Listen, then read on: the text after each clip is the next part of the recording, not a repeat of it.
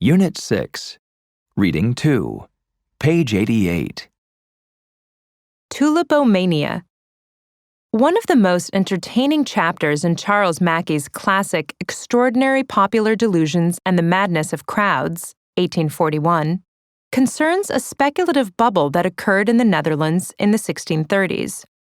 What makes this bubble such a curiosity is that it concerned, of all things, tulips, a variety of flower grown from bulbs and noted for their vivid colors and striking patterns. According to Mackay's account, in the mid to late 1500s, tulips from Turkey made their way to Amsterdam, where they grew in popularity among wealthy people who would pay extravagant prices for the rarer varieties. The desire to possess them spread to the middle classes, and apparently people would spend a fortune to acquire a single root.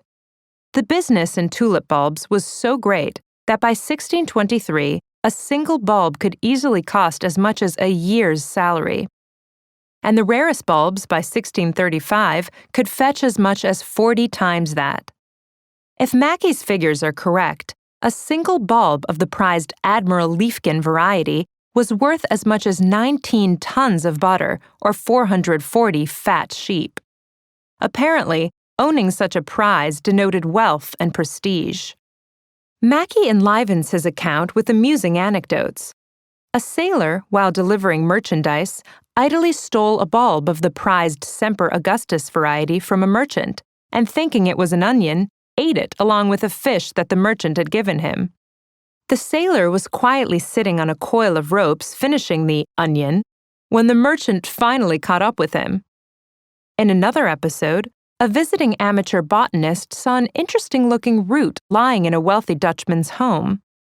Unable to suppress his curiosity, he cut up the pricey Admiral van der Eyck tulip to study it. The confused botanist, after being dragged by the collar to the local courthouse, found himself in prison until he could raise money to cover the owner's loss. To accommodate the lively market for tulips, by 1636, several exchanges were established where buyers and sellers could acquire futures contracts, a promise to buy or sell a specified amount at a preset price. By buying and trading such contracts, tulip traders sought to profit from the fluctuation in tulip prices and grow instantly rich. The availability of easy credit and loans also facilitated buying. Similar to the day traders during the dot-com craze of the late 1990s who quit their jobs, borrowed money, and used their personal computers to trade volatile internet and technology stocks, people converted their houses and land into cash in order to invest in the flowers.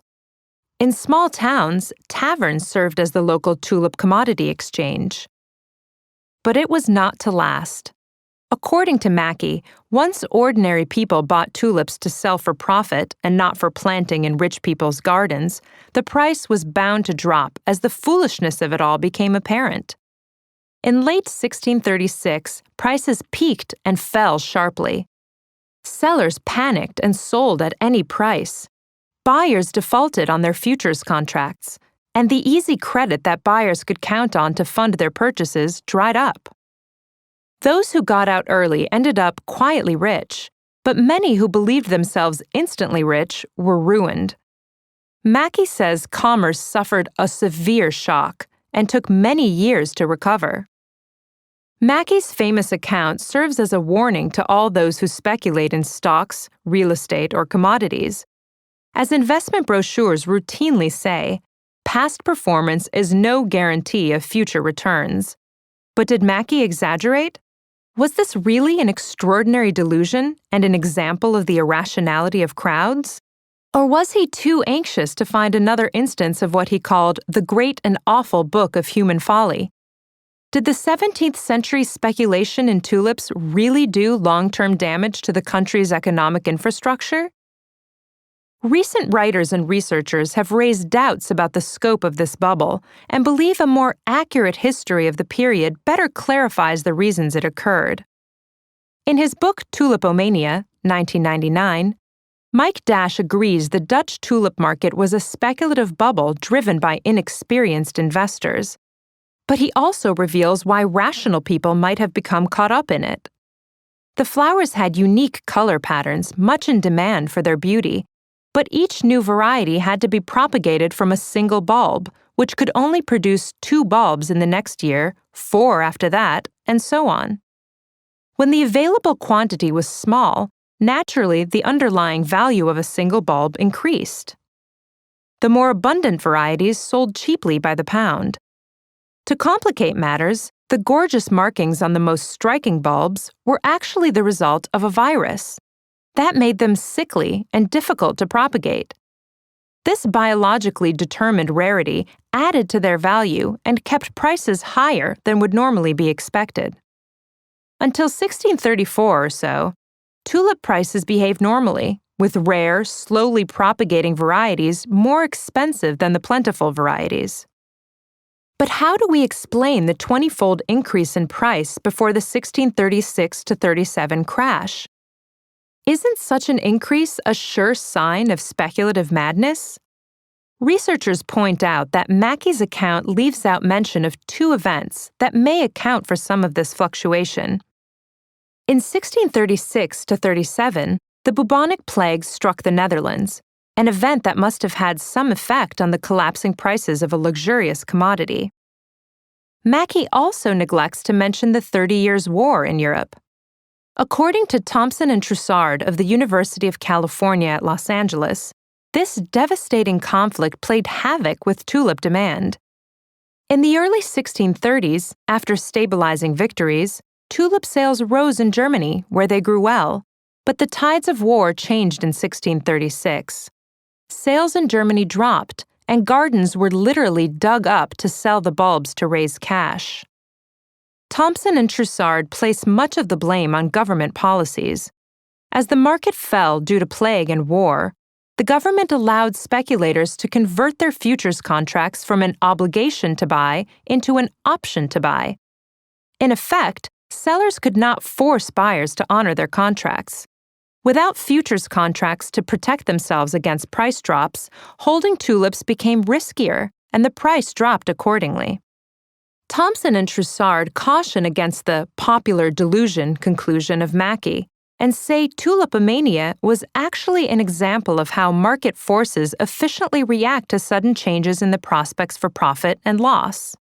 Dash's book also makes it evident that, like the relatively mild recession following the burst of the dot-com bubble, tulipomania's economic impact was minor, since only a fraction of the economy was devoted to tulip trading, with the Amsterdam Exchange and others wanting no part of it. Not all observers are willing to dispose of Mackey so readily. Kim Phillips Fine, an ideologically motivated critic of market-based economies, writing at the height of the dot-com bubble, complains that trendy academics like to say that the tulip craze wasn't a bubble at all. Favoring market-driven economies, these researchers too easily dismiss the dangers of what she feared was a forthcoming economic disaster in Western economies. Meanwhile, contrarian investors will most likely continue to use the tulip history to warn investors against a herd mentality that encourages people to buy overpriced stocks. And professional investors and financial analysts will point to tulipomania as a warning of what happens when amateurs make their own investment decisions. Without a clear, agreed-upon chronology of events that led to the stunning rise and fall of tulip prices, we may never know the causes with any certainty, and any explanation may reveal more about the researcher's ideological bias than it does about Dutch life in 1636. Was tulipomania an example of mass hysteria and human foolishness?